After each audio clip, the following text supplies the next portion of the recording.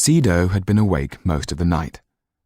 She had lain there trying to remember how long she had been in prison and failing. Each day was the same, played out to the background noise of weeping, clanging doors and barking dogs. She had seen her father only once since Jan and Maitre Tardieu had come. The minute she had spoken, he had exploded with rage. "Dying was the only good thing you ever did, you wretched woman!"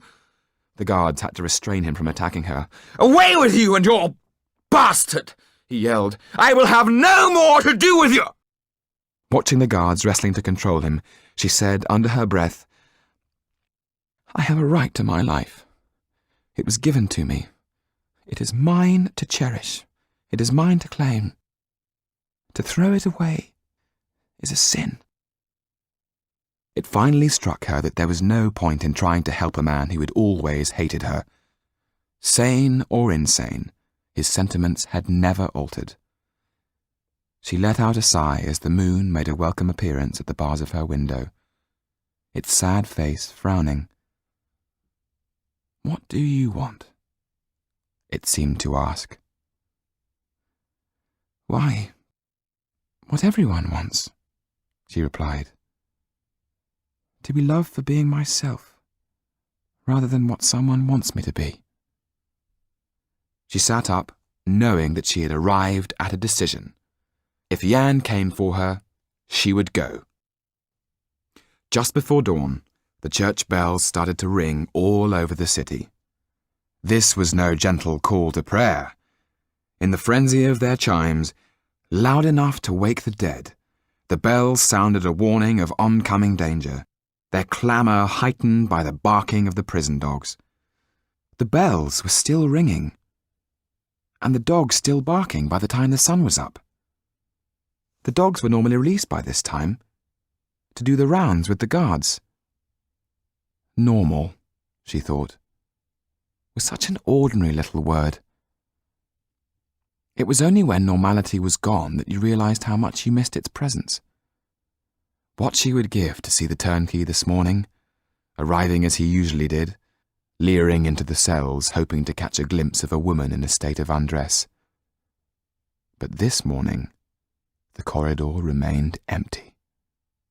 Normally, Citizeness Villon brought breakfast to her. Like the guards, she'd not turned up. Sido watched the shadows cast by the sun and thought it must be well past midday, but still no one appeared. The atmosphere in the prison was electric.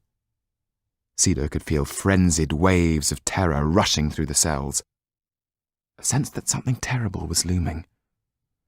This nameless fear began to spread like an uncontrollable fever as the prisoners started to bang on the doors of their cells, the sounds swiftly reaching a crescendo that would normally have guaranteed the arrival of a guard. Today, it seemed, nothing was normal. She sat on her bed, trying her best to keep calm, staring at the stone wall of her cell, in whose uneven surface she could make out a face that reminded her of Jan. Sido's daydream was shattered by the chilling cry, "They're going to slaughter us all!" Now panic was given full rein, with screaming, shouting, pleading, and desperate cries for the guard to come. They were silenced by other, more dreadful noises from outside, the groans and screams of the dying at the hands of the bloodthirsty crowd. What the prisoners had feared the most had started. The iron door at the end of the corridor in the women's section was clanked open to admit two sans-culottes, their sleeves rolled up and the red cap of liberty on their heads, and a jailer who carried a torch to show them the way. They peered in at all the prisoners, their eyes wild, shouting for the Duchesse de Lamont. Sido heard a key turn, heard the Duchesse beg to be left in peace, and in a commotion as a chair was knocked over.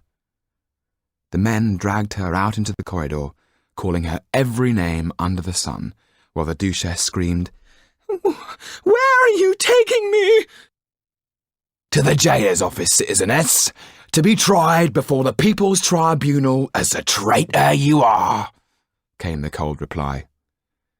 The Duchesse was dragged down the corridor, making one last desperate grab at the iron bars of Cedo's cell as she passed. "Don't let them do this to me!" she cried. A wooden truncheon hit her hard on her knuckles. Shrieking with pain, she let go, to be hauled unceremoniously past the row of cells. The iron door closed with a deadly thud. For a moment, all was silence, broken only by the quiet sobbing of the other terrified inmates.